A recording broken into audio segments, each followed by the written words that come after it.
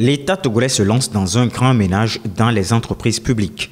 En septembre 2024, le rapport de la Cour des comptes sur la gestion des entreprises publiques prouve à suffisance que les sociétés d'État au Togo sont en mode pilotage automatique.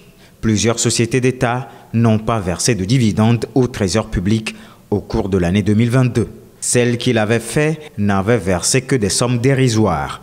Ce rapport avait fait réagir les organisations de la société civile qui ont appelé l'État togolais à réagir face à ce rapport. Les entreprises d'État, censées être des piliers économiques, font plutôt face à des défis majeurs en matière de gouvernance, de transparence et d'efficience. Selon le rapport de performance, c'est seulement 15 milliards de francs CFA qui ont été versés à l'État togolais en 2022 au titre des dividendes provenant d'une vingtaine de sociétés d'État.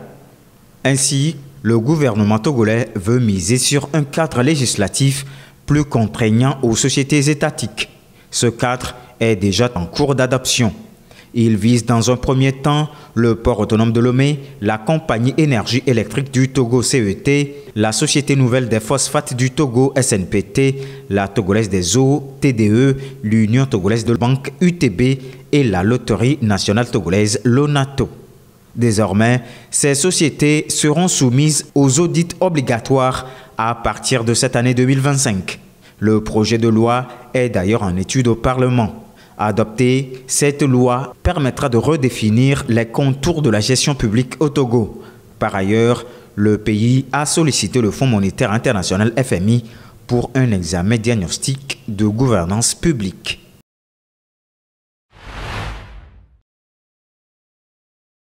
Au Togo, le mariage précoce ou encore le mariage forcé des jeunes filles est toujours une réalité. Selon un rapport de l'UNICEF sur le phénomène, 7% des femmes de 15 à 49 ans se sont mariées ou étaient en union avant l'âge de 15 et 29% des femmes de 20 à 49 ans ont été dans les liens du mariage avant l'âge de 18 ans. Le cas récent enregistré est celui d'une adolescente de 13 ans qui, mariée de force par ses parents à un homme déjà lié à 2 autres femmes et ne pouvant plus supporter les violences physiques, sexuelles dont elle est victime, a décidé de se suicider. Cette histoire tragique est une preuve de l'existence et de la persistance de ce phénomène sur le sol togolais. Malheureusement, beaucoup ignorent que cette pratique est punissable par la loi togolaise. En effet, la loi, notamment le code pénal dans son article 341, interdit de soumettre une personne adulte sans son consentement ou un enfant à un mariage forcé. Et pour se marier, il faut avoir l'âge de 18 ans au minimum. Les auteurs de mariage forcé risquent une peine de 3 à 5 ans d'emprisonnement et une amende de 1 à 5 millions de francs CFA.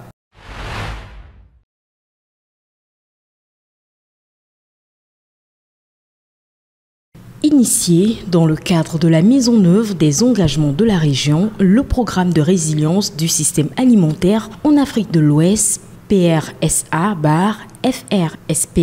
vise à accroître la préparation à l'insécurité alimentaire et améliorer la résilience des acteurs du système alimentaire, des paysages prioritaires et des chaînes de valeur dans les zones du programme.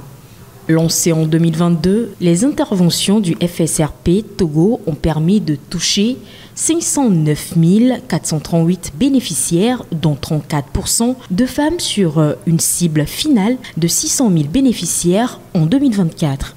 C'est ce qui ressort d'une mission d'appui à la mise en œuvre du FSRP Togo.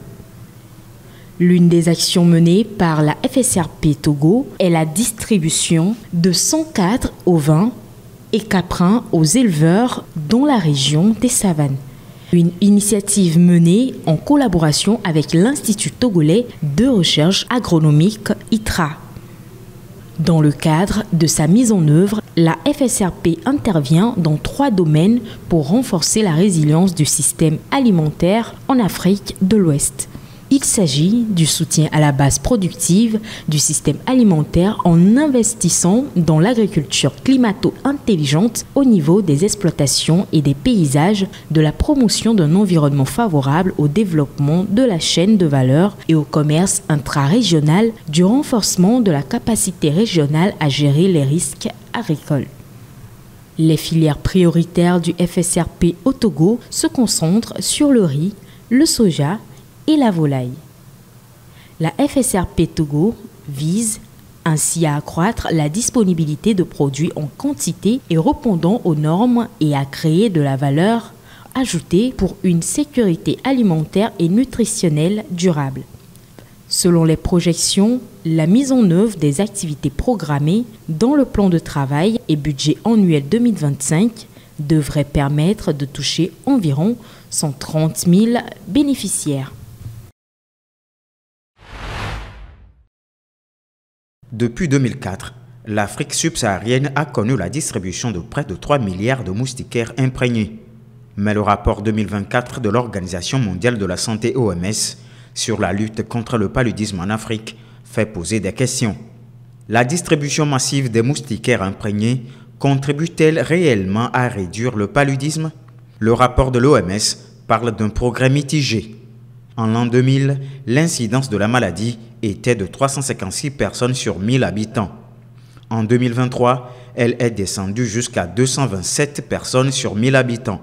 Cependant, le nombre total de cas a connu une augmentation exponentielle. 8 pays au nombre desquels l'Éthiopie, le Nigeria et le Mali ont enregistré de très fortes hausses de leur nombre de cas de paludisme. Et pourtant, ces pays sont ceux où des distributions massives de moustiquaires imprégnés ont eu lieu.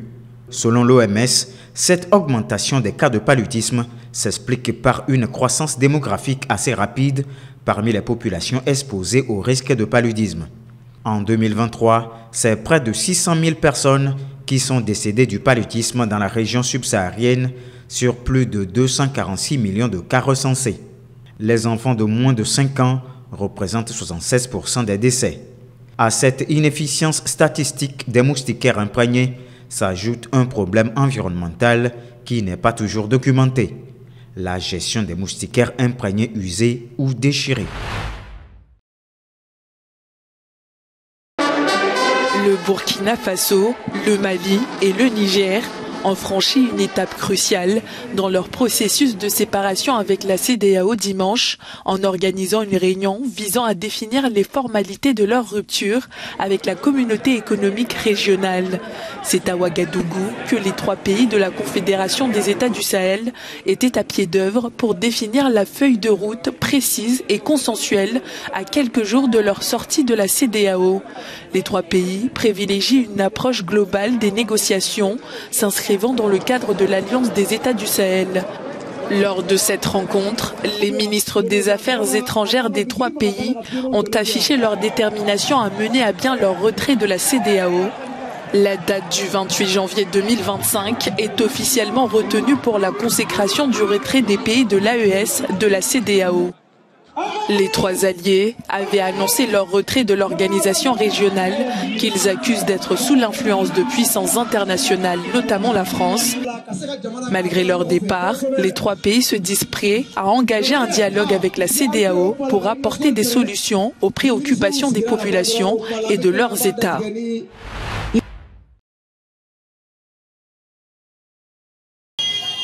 Sur le terrain, à Goma, la situation est toujours aussi mauvaise.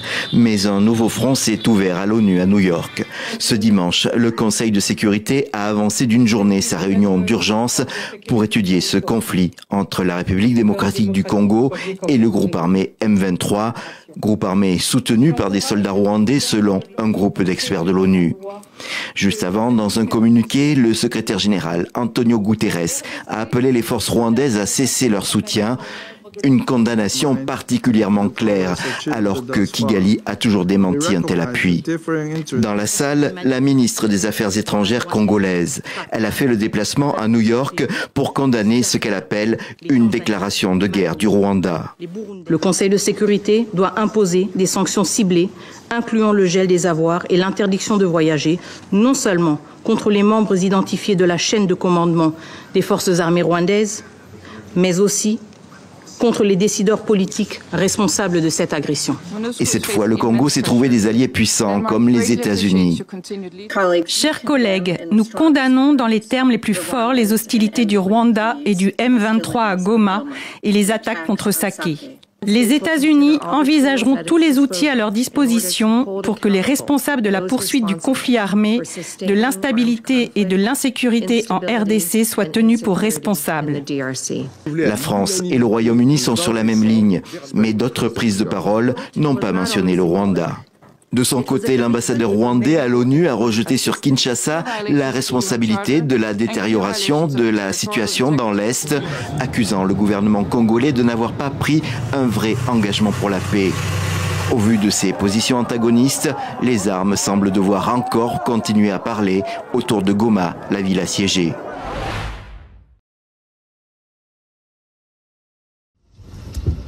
Dans l'est de la République démocratique du Congo, des centaines de personnes ont tenté de fuir vers le Rwanda ces dernières heures. Les combats font rage entre l'armée régulière et les rebelles du M23 pour le contrôle de la ville de Goma.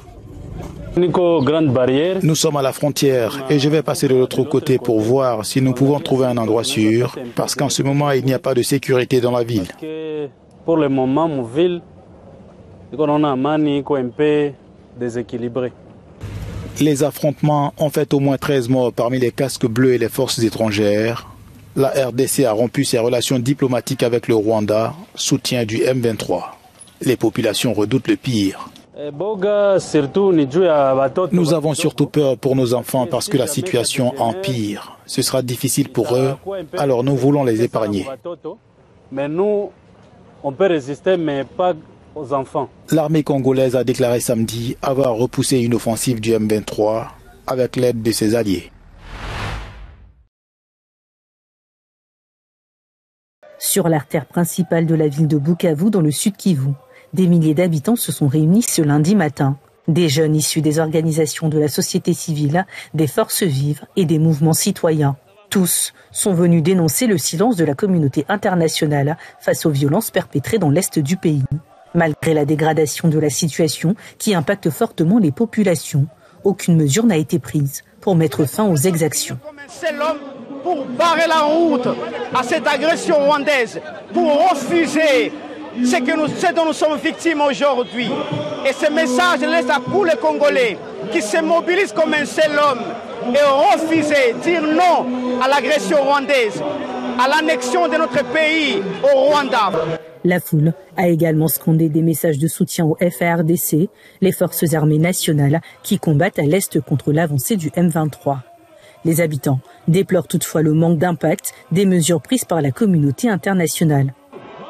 La société civile est déçue par le fait que la réunion extraordinaire du Conseil de sécurité des Nations Unies n'ait pas abouti à une résolution contraignante et que malgré ses appels au cessez-le-feu et au retrait immédiat des troupes rwandaises sur le sol congolais, ces derniers ne font que progresser. La situation humanitaire est très catastrophique et préoccupante car des milliers de déplacés fuyant les combats sont butés à une crise humanitaire sans précédent. La marche est partie du boulevard Nyawera sur la place de l'Indépendance. Les manifestants ont traversé les grandes artères de la ville jusqu'au gouvernorat de province.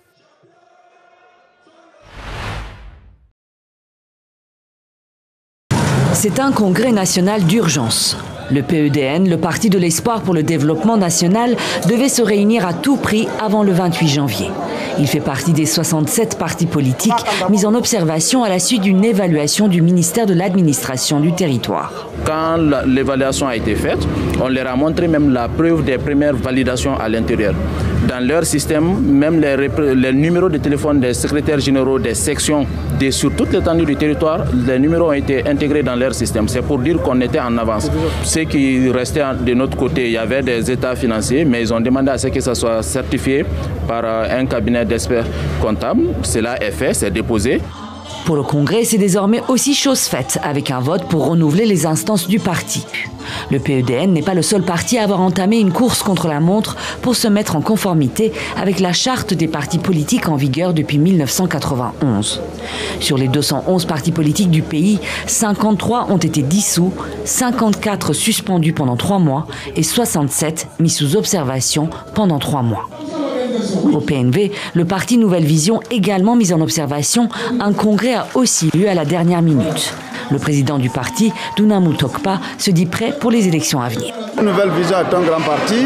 Aujourd'hui, nous estimons que tout est réuni pour que le ministère de tutelle nous laisse faire notre travail correctement, que le jeu démocratique soit ouvert à ceux qui sont dans les règles. Et nous pensons que nous sommes dans les règles désormais. Plusieurs partis politiques mis en observation, comme le RPG de l'ex-président Alpha Condé, l'UFR de Sidia Touré ou l'UFDG de Cellou Dalein Diallo, semblent ignorer les exigences des autorités et risquent des sanctions plus sévères. Au Soudan, le seul hôpital encore opérationnel à El Fasher a été pilonné par les drones du RSF. Selon l'armée soudanaise, bilan, au moins 70 morts et 100 blessés. L'Organisation mondiale de la santé a fermement condamné cette attaque. Les paramilitaires de leur côté n'ont pas fait de commentaires dans l'immédiat. Par ailleurs, jeudi, les échanges de tirs entre l'armée soudanaise et le RSF ont impacté la plus grande raffinerie de pétrole, provoquant d'énormes incendies à Khartoum. L'armée et ses adversaires se sont accusés réciproquement d'avoir mis le feu à cette infrastructure située à 71 km au nord de la capitale. Pendant ce temps, le Soudan du Sud voisin a suspendu l'accès aux réseaux sociaux pendant 30 jours pour réduire les violences liées à la diffusion de vidéos montrant des meurtres de ses ressortissants.